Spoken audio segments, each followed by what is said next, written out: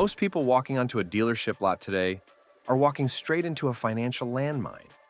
You see a shiny grille and that new car smell, but the salesman isn't showing you the data from the secondary market.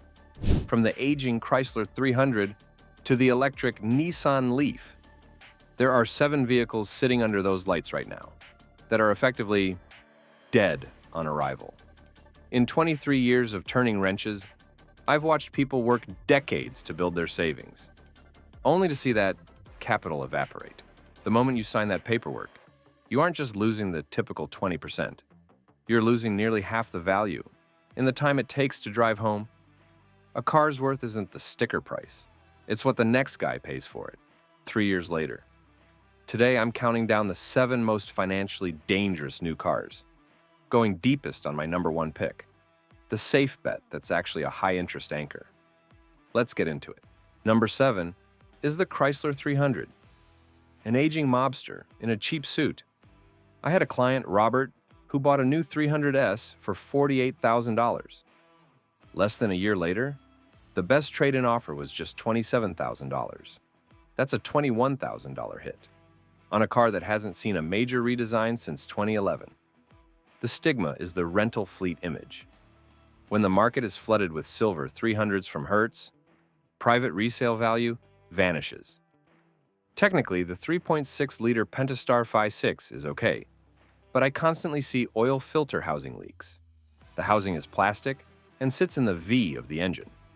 It cracks, leaks oil everywhere, and costs $800 in labor because you have to pull the intake manifold just to reach it. While a new one is nearly $50,000, year-old models sit at $25,000. Compare that to a Toyota Avalon, which holds value like a vault. Unless you're driving it until the wheels fall off, skip this relic. But if you think an old-school sedan drops fast, this next modern EV is a literal stone in a pond, and it's taking its owner's savings down with it. Coming in at number 6, the Nissan Leaf, a tired marathon runner being lapped by everyone else. A nurse named Chloe bought one for $36,000. But a year later, the dealer offered her only $18,000. That's a 50% loss in 12 months. The problem? Obsolete tech. The Leaf still uses the CHAdeMO plug, the Betamax of the EV world, which is being phased out by almost every charging network. Its air-cooled battery is the real Achilles heel. Without liquid cooling, these packs degrade fast in hot climates. I've seen them lose 20% capacity in just 3 years. A new Leaf is $35,000, but used ones struggle to hit $15,000. A Tesla Model 3 is a much safer place for your money. A full battery replacement is a $15,000 job, making the car a total loss. Check the battery health bars on the dash before even thinking about this trap. The Leaf is a budget disaster. But wait until you see what happens when you drop $80,000 on a luxury nameplate that the market has completely forgotten. Number 5. The Infiniti QX80, a heavy-drinking aristocrat refusing to admit the party ended in 2012.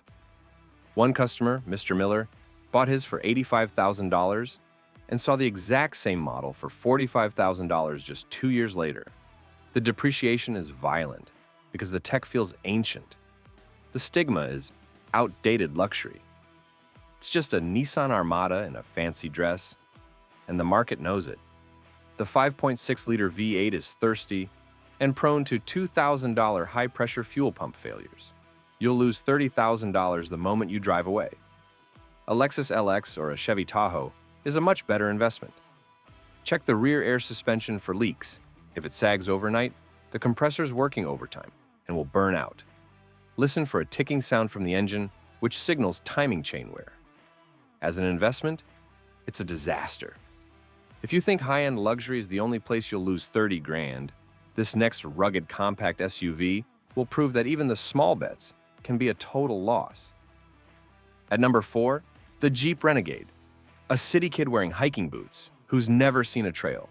A couple bought one for $32,000 and were offered only $17,000 a year later, leaving them trapped in a bad loan. It's built on a Fiat platform, inheriting all those Italian electrical headaches. The 9-speed transmission is notorious for rough shifting. I've seen service transmission lights at just 10,000 miles because the software can't manage the gear ratios. A new one is $30,000. A used one is $15,000. A Subaru Crosstrek holds its value twice as well. A full transmission swap is a $6,000 nightmare. Check the oil levels constantly. These 2.4-liter engines drink it, and run the other way if you value reliability. The Renegade is an unreliable headache. But this next crossover is something much worse. It's a premium bargain that absolutely nobody wants to buy used. Number 3 is the Buick Envision. A quiet wallflower that's perfectly nice, but completely forgettable. Linda bought hers for $45,000 and couldn't get more than $24,000 2 years later. It suffers from a massive identity crisis. Younger buyers won't touch it, and older buyers want a Lexus. Technically, it's a solid platform, but the 2.0-liter turbo is prone to carbon buildup on the intake valves. I've seen these need a $1,000 walnut blasting service, basically a deep clean for the engine's throat, by 40,000 miles just to keep the idle smooth. New ones are $45,000. Used ones struggle to hit $25,000. A Honda CR-V or Mazda CX-5 is a much smarter buy. Check the power liftgate for grinding noises and look for turbo oil leaks at the seals. We've seen sedans and SUVs crater. But what's happening to this next full-size truck is a financial bloodbath that's catching every owner off guard. For number 2, the Nissan Titan, the hardworking underdog who just couldn't catch the big 3.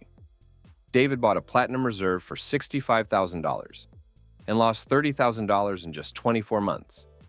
With Nissan killing production, the resale value has cratered because buyers fear future parts shortages. The 5.6-liter V8 is actually solid, but the interior feels cheap compared to a Ram or Tundra.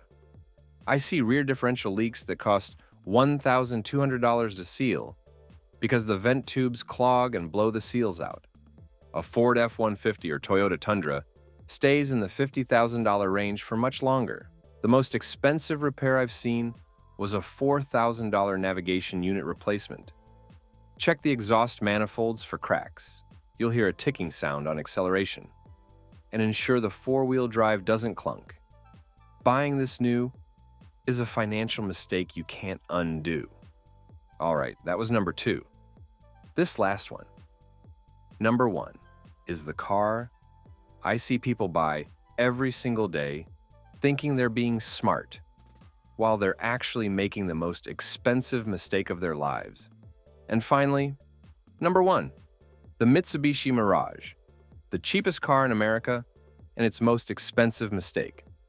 Mark bought one for $18,000 and was offered $9,000 just 6 months later. He lost half the value in half a year.